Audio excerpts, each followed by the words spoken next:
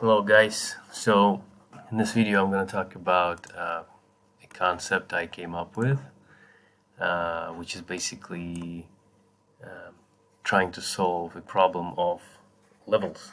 Okay, and we all know that it's quite easy to see a level right with your eye, and however, and also make a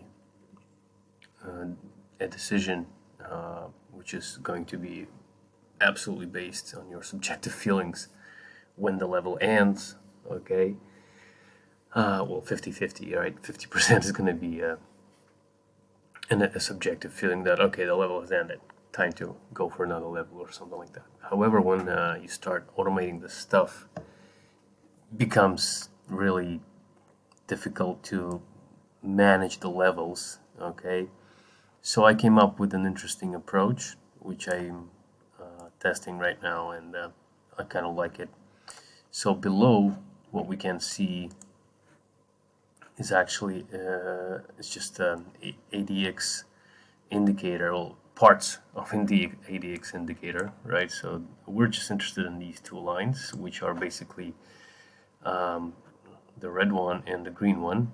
So the red one is called period DM plus, and period DM minus is just one. If you know, the ADX is a multi calculated indicator, so that's just part of the calculation, just part of it. Okay, it's like the DM plus, or oh yeah, it's actually, I think in the book by Wells Wilner, I think it's the DI plus and the DI minus. Actually, it's the DI plus, DI minus. Anyway, that's just period minus DM plus. Yeah, period minus DM minus. That's what it is. Anyway, if you read the book and take the ADX part by part, you'll see what that is. So, but you can do this approach with probably any indicator that's good for this. Okay, that measures momentum, maybe up and momentum down separately. Okay, that's what basically we're interested in.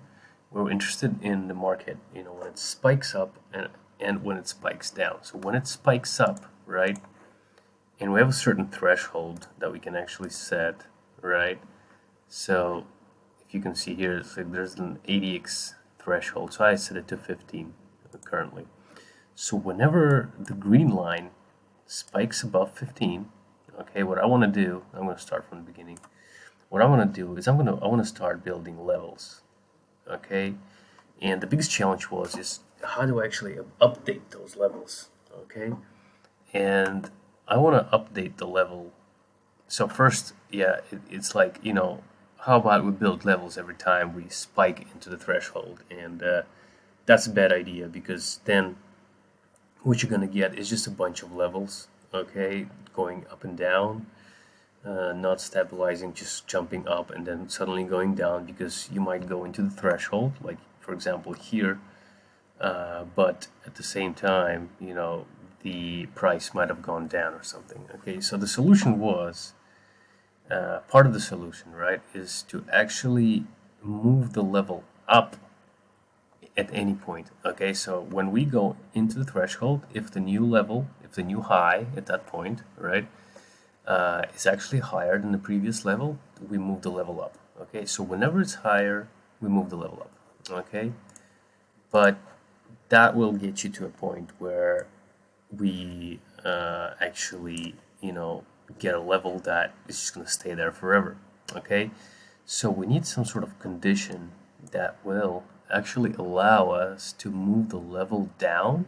Okay, like for example here, you can see the level reached this point here, but then it's actually allowed to go down. Okay, so we can see if I zoom in, okay, you can see right here my threshold is 15. Okay, and we can see that right here it spiked into 18 and the level was allowed to move down. You can also see that this green line has turned, purple after a certain number of bars. Okay, so basically what this does is actually I can set this is set to lifetime bars is set to 50. Okay, so after 50 bars, so this level is always allowed to move up. Okay, I can actually also invent, add the move up, or you can play around with this. You can add stuff like, you can allow it to move up also after a certain number of bars, but I believe it's better to actually allow it to move up at any point, but it's only allowed to move down if 50 bars has passed. If it has stayed for 50 bars and nothing has happened to it, right? It hasn't moved up, it hasn't moved down, it just stayed for 50 bars. That's it. When it's purple, it's now allowed to move down, and look what happens. It kind of adjusts to the market conditions, and you can see how you can already probably visually see potentially that this is a pretty cool approach. Okay, you can trade bounce offs, you can trade breakouts. There are quite a few things you can do here. So same for the level down, right? So you can see this, the green and the red, okay, the lines, and when they spike, they set the levels up and down separately.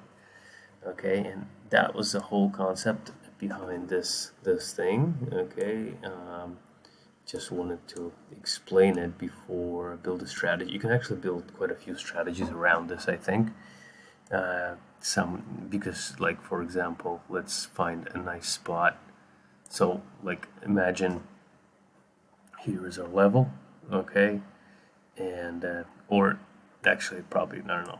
Let's make it this level, okay. So this level, let's say we enter long, okay, whenever the level is taken, okay, and our stop can be our a few levels down, or our stop can be the opposite of the red level, okay, or as you can see, this has not moved up, so we can have, for the red level, we can have a separate